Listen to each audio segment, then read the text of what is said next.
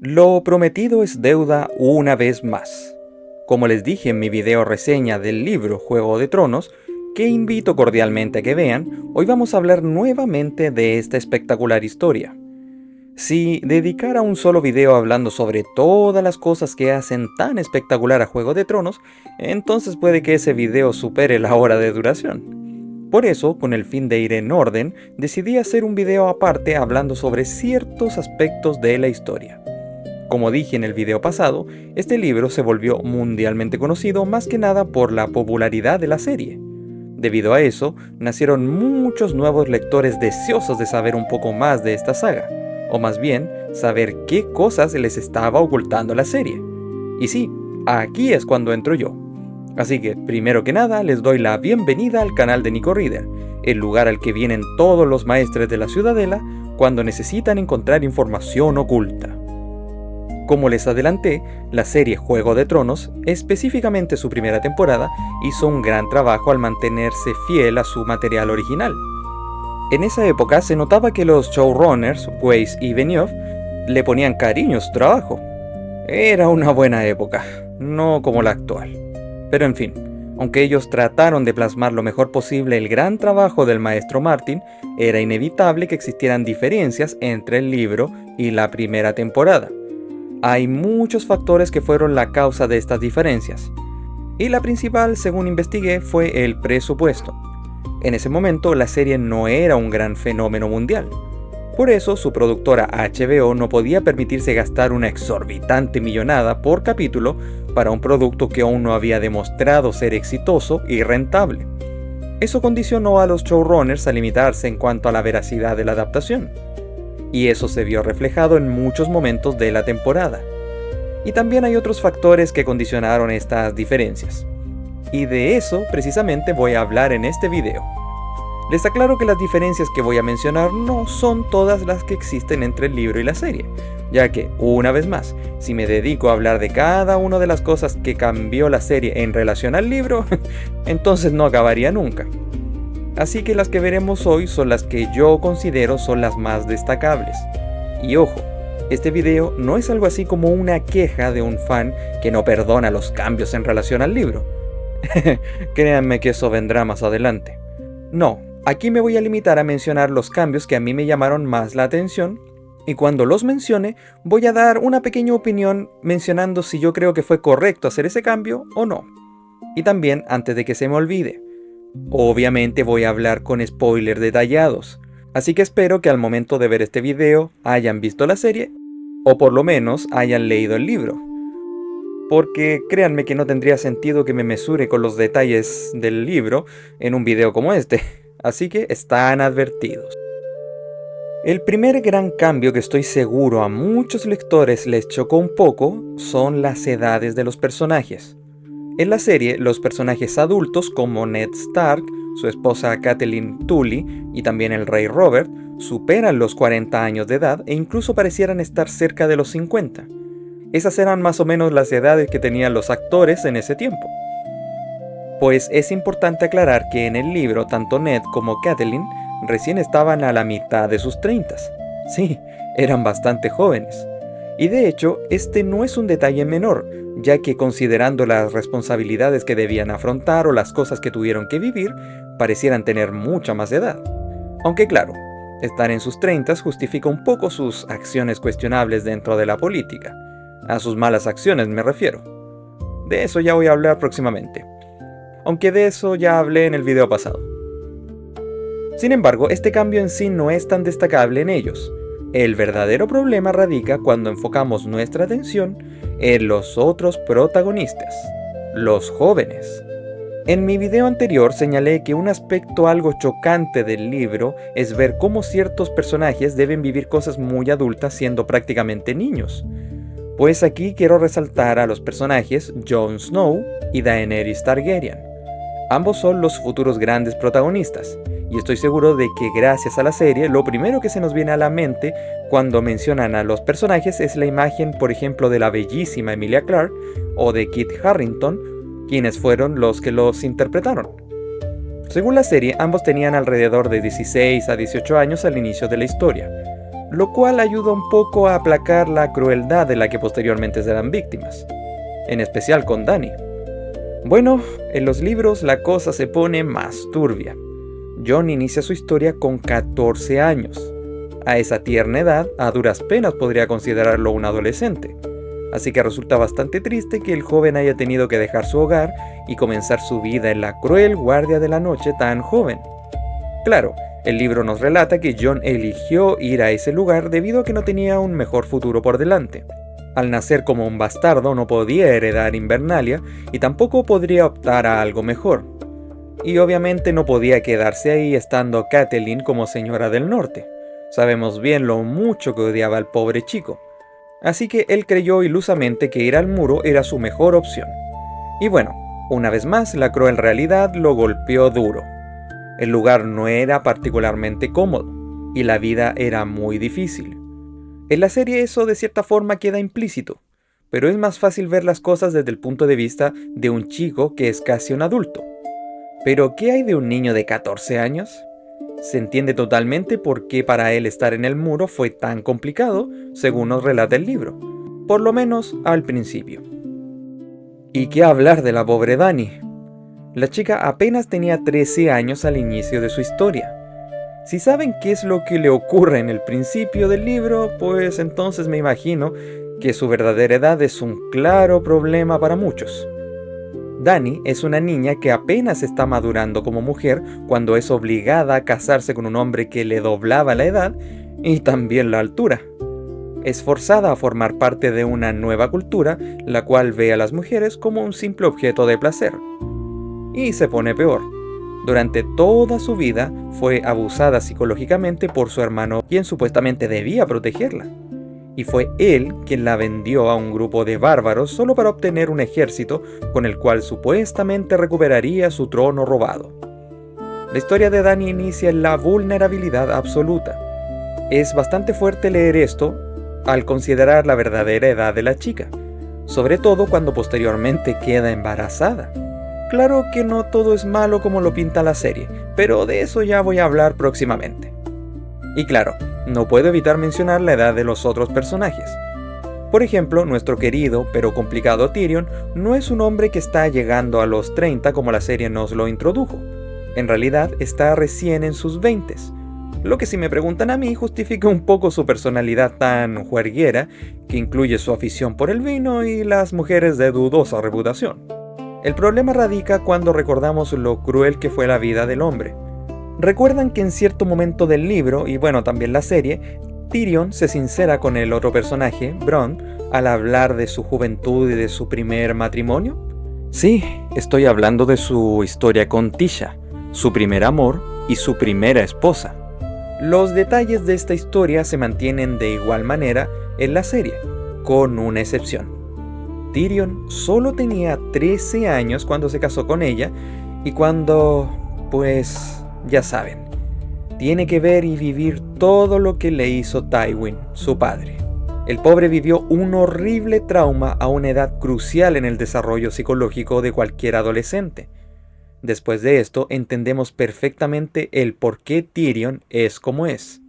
Y obviamente es triste ver que Tisha, su en ese entonces esposa, que si no me equivoco tenía un año más que él, también tuvo que vivir un acto deplorable y horrible que no puedo mencionar acá porque si no YouTube me censura el video. Créanme que es muy chocante de leer. Y de hecho esa historia se pondrá peor. Pero ese es un tema para otro video. Nos quedan los jóvenes Stark. El joven y gallardo Robb Stark inicia su historia a una edad muy similar a la de Jon Snow. Tenía 15 años cuando se vio la obligación de tomar el mando de Invernalia una vez su padre parte a desembarco del rey. Y sí, también a esta corta edad se ve la obligación de tomar un ejército completo de fieros guerreros norteños y posteriormente liderarlos como el nuevo rey en el norte. Robb es uno de esos personajes que tiene un desarrollo brutal en toda esta historia. Es una de las razones por las que más lamento que el autor no le haya dado su parte como narrador. Cuando estaba leyendo el libro, en más de una ocasión me hubiera encantado saber un poco más de los pensamientos del joven, En ese sentido, la serie hizo muy bien su trabajo al darle un poco más de protagonismo a Robb, porque lamentablemente en los libros lo que sabemos de él se limita a las opiniones de otros personajes, como por ejemplo Catelyn su madre o su hermano Bran. En caso de que lo pregunten, la bella Sansa Stark solo tenía 11 años cuando inicia su historia y cuando la comprometen con el príncipe Joffrey. Es una edad demasiado temprana para pensar en matrimonio, pero considerando que en ese mundo a las personas se le consideraban mayores de edad más o menos a los 15 años, es entendible que hagan arreglos sobre esos temas lo antes posible. Y para mí la forma de ser de Sansa, me refiero por supuesto a su ilusa e inocente personalidad, se justifica levemente por lo joven que es. En el caso de su hermana menor, la querida Arya, ella contaba con 9 años al inicio de esta historia. No es una gran diferencia a su edad en la serie, pero piensa en un momento en todo lo que Arya deberá vivir en el futuro. A los 9 años se acaba su infancia e inicia su nueva y cruel vida. Es fuerte pensar que ella se vio en la obligación de matar a alguien a esa edad. Y resulta peor en el caso de su hermano menor, Brandon Stark. El chico quedó tullido a los 7 años. Apenas pudo aprovechar su juventud cuando el desgraciado de Jaime Lannister lo arroja desde la torre sellando su destino irremediablemente. Eso también es fuerte si se ponen a pensar, ya que Bran fue testigo de un acto depravado por parte de esos adultos. Y ojo que según los libros, él puede ver todo. Puede ver a los Lannister cómo llegaron al mundo haciendo esas cochinadas. A eso me refiero con que el libro a veces puede ser un poco fuerte. Pero fuera de eso, el joven Bran demuestra una gran madurez para su edad en los libros, sobre todo después de que su madre y su hermano Robb deben partir de Invernalia dejándolo solo. Ah, y como un pequeño plus, solo si se lo preguntan, el hermano menor de los Stark, el pequeño Rickon, tiene apenas 4 años en este libro. Pasando a otros aspectos más allá de la edad de los personajes, voy a tener que volver a mencionar el poco presupuesto que la serie tenía en sus orígenes. ¿Por qué digo esto? Porque eso se ve reflejado en los aspectos fantásticos de la historia. Recordemos que tanto el libro como la serie inicia con la llegada de los otros, estas terribles criaturas de hielo que representan la gran amenaza para la saga.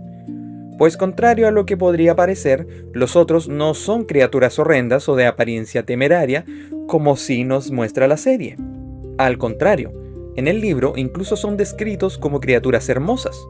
No parecen esqueletos de hielo, son más similares a esos clásicos elfos de hielo de las otras sagas literarias. No queda claro qué son exactamente, pero su apariencia no genera un impacto tan terrible. Sin embargo, el efecto que producen a su alrededor, al congelarlo todo, o al hacer sentir a la persona que todo a su alrededor se hiela totalmente, es lo que realmente deja aterrados a los pocos personajes que son testigos de su llegada. Bueno, eso y que vienen acompañados de cadáveres reanimados. Eso sí da miedo. Pero los otros en sí no dan tanto miedo. Por lo menos aún no. El temor en ellos radica en la leyenda que hay detrás y lo que significa su llegada. Los pocos que recuerdan qué son los otros saben muy bien a lo que se están enfrentando y por eso corren despavoridos. En cuanto al desarrollo de los acontecimientos de la historia en general, pues es prácticamente igual. Todo se mantiene intacto como debe ser. Esto parecerá algo obvio, pero no. Hay muchas otras series que algunas veces deciden tomarse libertades creativas en relación al orden de los acontecimientos de la obra original. Muchas veces, según ellos, esto beneficia a la narrativa, pero muy pocas veces eso es cierto. Pues la serie no comete esos errores, y es algo que agradezco. El tema radica en la magnitud de las personas o las áreas que intentan adaptar. Aquí el efecto del poco presupuesto se nota mucho en la serie. Porque para darles un ejemplo, las personas que vemos en la llegada de Robert a Invernalia, y me refiero a sus vasallos, los guerreros y los escoltas, deberían ser el triple a lo que pudimos apreciar en la serie, y también al tamaño de ciertas edificaciones o guarniciones.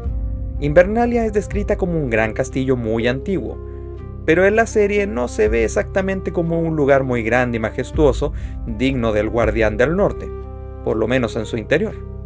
y también pasa lo mismo en la Guardia de la Noche. A duras penas puede pasar como una edificación grande que podría albergar a unos 100 hombres, pues en los libros el Castillo Negro es el hogar de hasta 1000 hombres. Claro que ese número va disminuyendo considerablemente debido a ciertos sucesos, pero quiero que se hagan una idea de lo enorme que debía ser el Castillo Negro como para resguardar a tantos hermanos juramentados. Desgraciadamente, el número de los personajes se ve afectado también en Desembarco del Rey, cuando Ned llega con su séquito del norte. Y también veremos eso en el resto de las temporadas, en especial en los conflictos bélicos finales. Es uno de esos detalles que no puedo pasar por alto, ya que le quita masividad a la serie, o algo por el estilo. En cuanto al resto de los cambios, tienen que ver más que nada con detalles mucho más específicos de la historia en sí. Y ahora sí voy a hablar con detalles mucho más particulares de la trama de los libros. Así que una vez más espero que los hayan leído. Vayamos por orden cronológico. El siguiente cambio ya lo mencioné en mi anterior video, pero lo vuelvo a mencionar ya que es un factor clave que marca una gran diferencia entre cierto personaje en la serie y en el libro. Cuando el rey Robert llega a Invernalia y le pide a Ned ser la mano del rey, él no quiere aceptar el cargo, ya que considera de forma acertada y muy sabia que su lugar está en el norte. Además, debemos recordar la historia de su familia. La última vez que un Stark viajó al sur, nunca volvió. Con esto, obviamente, me refiero a los sucesos que dieron inicio a la rebelión de Robert, cuando el Rey Loco asesinó de forma cruel al padre de Ned y a su hermano Brandon. El cambio radica en que fue Catelyn quien le dice a su esposo que debe aceptar el cargo, por el honor que involucra todo esto y también porque el mismo rey se lo pidió y se tomó la molestia en ir a Invernalia para ofrecerle ese puesto. En la serie es todo lo contrario. Catelyn rechaza acertadamente esta petición y le argumenta lo mismo que acabo de mencionar, que el lugar de un Stark es el norte. El cambio es considerable ya que demuestra lo poco inteligente y sabia que llegó a ser Catelyn en los libros. Estaba mucho más concentrada en no despreciar al rey. No pensó en las consecuencias que esto caería posteriormente, lo que obviamente fue el inicio de la caída de los Stark. Si Ned no hubiera escuchado a Catelyn, probablemente muchas de las grandes catástrofes posteriores no hubieran ocurrido. Ojo, con esto no estoy culpando totalmente a la mujer de todo lo que ocurrió, ya que ella no tenía cómo saber que su supuesto amigo, Petyr Baelish, traicionaría a su esposo, o de la mentira que le estaba contando su hermana en relación a los Lannister y muchas otras cosas. Pero mi punto es este. Esto es algo así como una bola de nieve que va aumentando su tamaño conforme va cayendo y cayendo y cayendo. Bueno, quien inició todo eso de cierta forma fue Catelyn. No totalmente, pero bueno, ya saben a qué me refiero. Pero vayamos un momento al continente de Essos y veamos los cambios en la historia de la bella Daenerys. Un cambio bastante sobresaliente radica en el inicio de su historia y su relación con su esposo, Khal Drogo. Al igual que en la serie, en los libros ella no quería casarse con alguien mucho mayor que ella, y para colmo que ni siquiera hablara su idioma. Obviamente era muy difícil que ambos llegaran a congeniar, o al menos eso es lo que la joven pensaba. Aunque Drogo era alguien intimidante y de apariencia algo bruta, no siempre se comportaba así con su esposa. De hecho, en muchas ocasiones era bastante tierno, y eso se ve reflejado en la primera vez de ambos. Contrario a lo que se vio en la serie, Drogo era mucho más tranquilo con la joven. Fue tierno y cariñoso. Parecía comprender lo que ella estaba sintiendo en ese momento, en su primera relación sexual con un hombre. Debido a eso, la experiencia resulta ser más pasional y agradable. Es verdad que ella en un principio no quiere hacerlo, pero luego de recibir el cariño de Drogo, cambia de opinión. Así que no fue una como si se muestra en la serie. No, en el libro queda muy claro que fue algo consensuado. Otro cambio tiene que ver con la actitud de su hermano, Viserys Targaryen, durante su poco tiempo de protagonismo. Contrario a lo que debería ser, el familiar más cercano de Dany es un idiota abusivo y malcriado que se la pasa quejándose de su situación. En ningún momento como lectores podemos empatizar con él, ya que resulta alguien tan cruel como podríamos esperarnos de los Dothrakis, quienes de hecho tienen la apariencia de bárbaros. Pero no, ellos terminan apoyando mucho más a Dany que a su hermano. De hecho, esa es la razón por la que ella los llega a considerar su familia.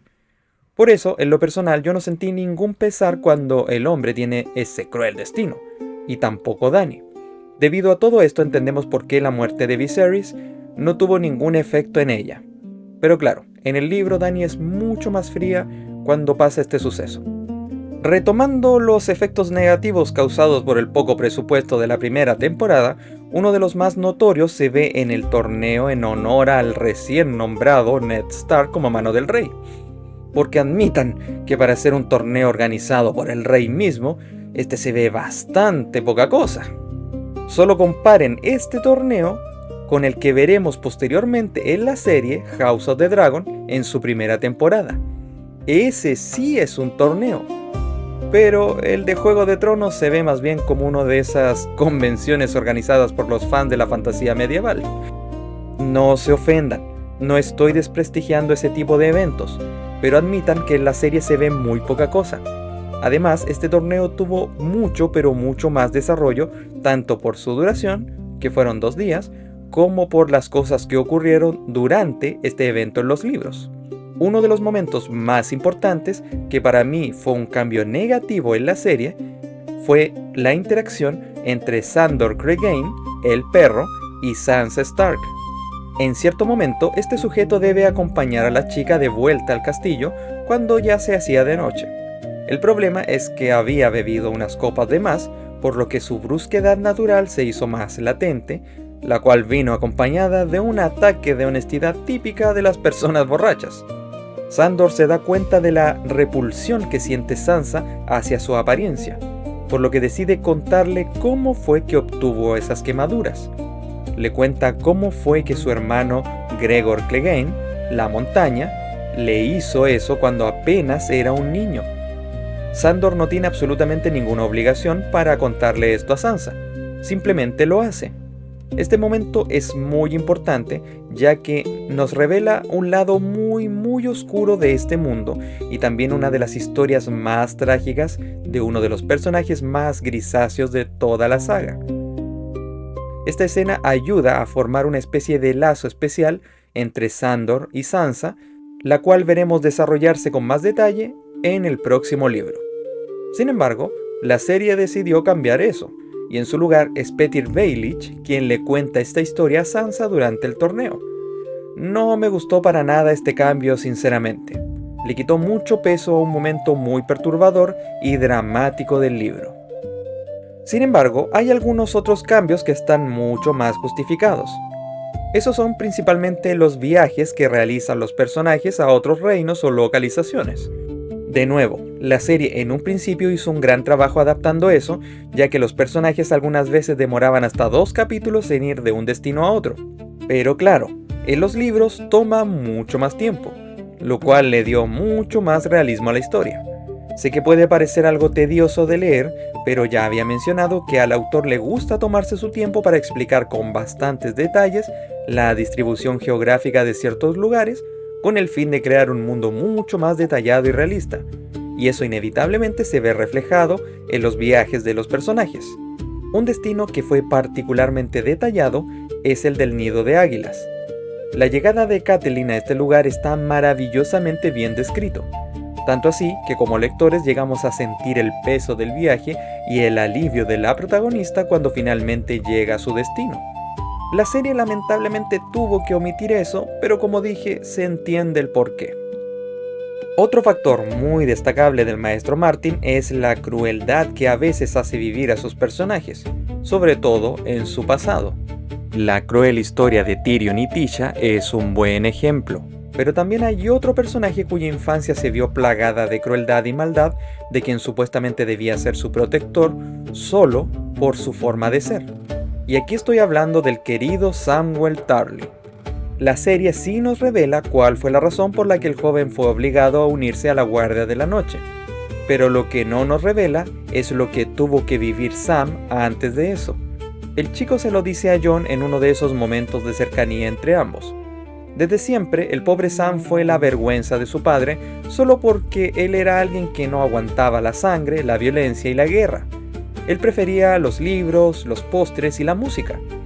Para remediar eso, el libro relata que su padre lo mandó instruir con una docena de maestros de armas que no pudieron obtener buenos resultados aflorando las habilidades guerreras del chico. No importa lo crueles que fueran sus métodos. Nos describen que lo obligaban a dormir con cota de malla.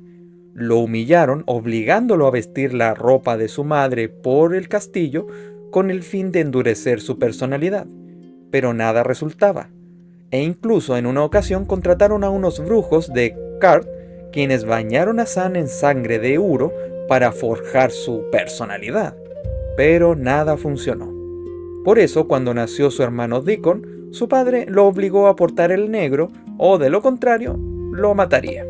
Después de eso, la imagen que nosotros tenemos de Sam mejora mucho más. Después de todo, ¿quién no podría enternecerse de este pobre chico? Los conflictos bélicos lamentablemente se ven afectados también en la serie, lo cual sinceramente es una lástima, ya que los libros representan el gran clímax de una estratagema política que fue desarrollándose con cuidado. Por un lado tenemos la batalla del Forca Verde, un evento que sí ocurre en la serie, pero que es cortada debido, una vez más, a temas de presupuesto. En esta batalla Tyrion sí forma parte activa como un guerrero más. Obviamente este fue otro intento de su padre Tywin por deshacerse de él. De hecho, es debido a este suceso que se le asigna como escudero a otro querido personaje, Podrick Payne, aunque claro, al igual que ocurre con la mayoría de los personajes, él también era mucho más joven que su contraparte de la serie, teniendo alrededor de 13 años.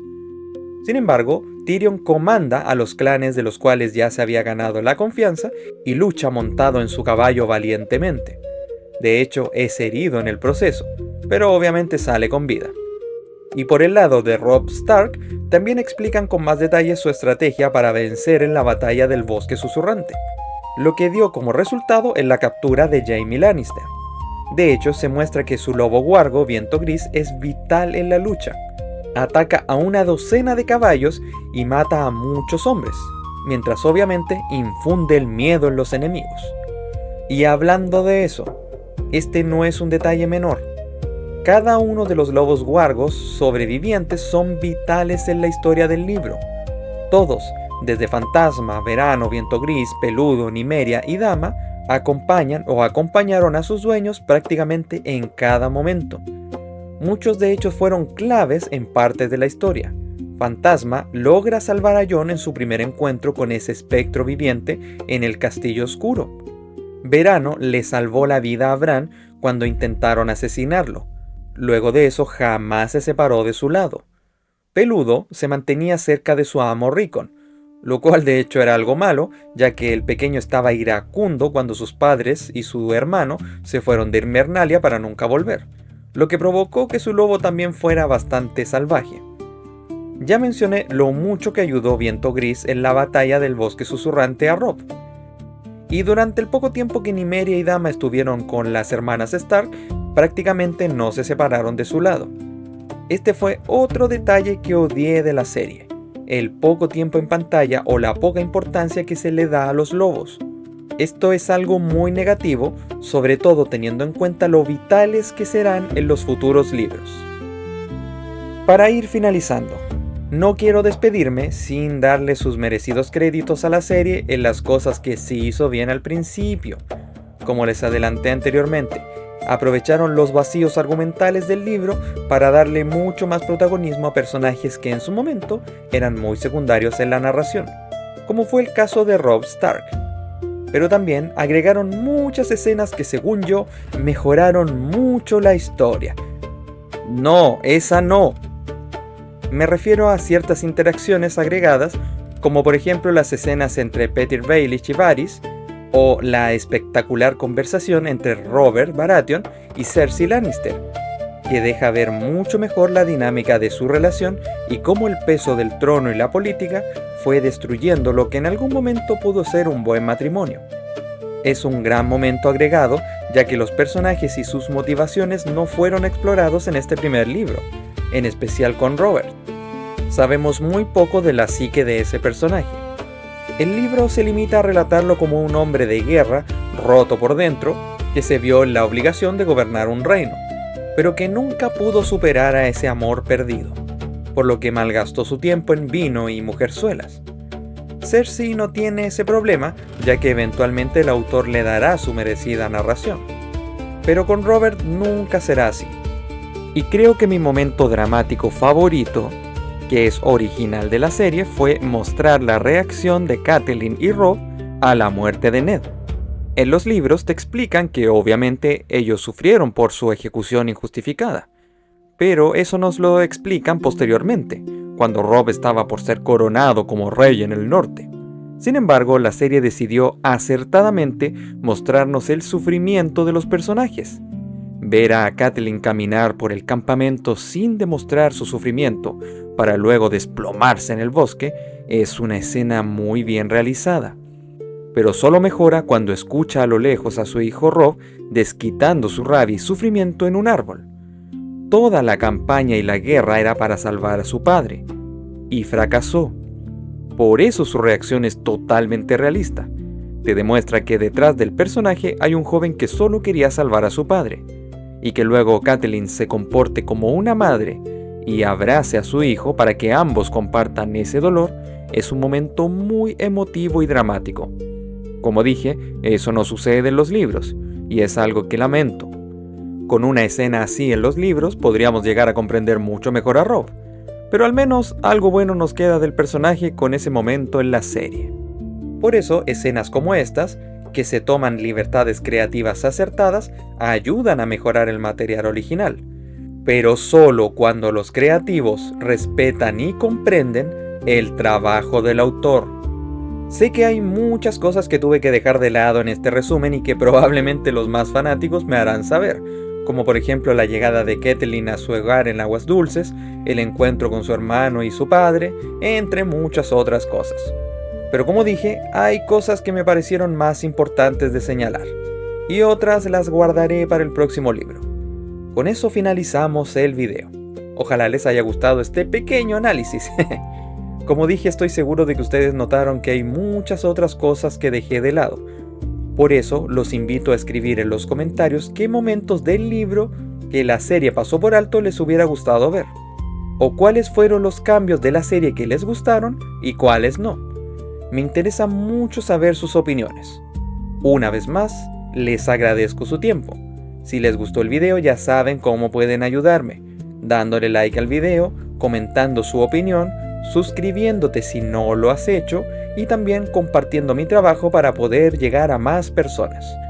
Con eso se retira Nico Reader y recuerden, el amor es la muerte del deber y el deber es la muerte del amor.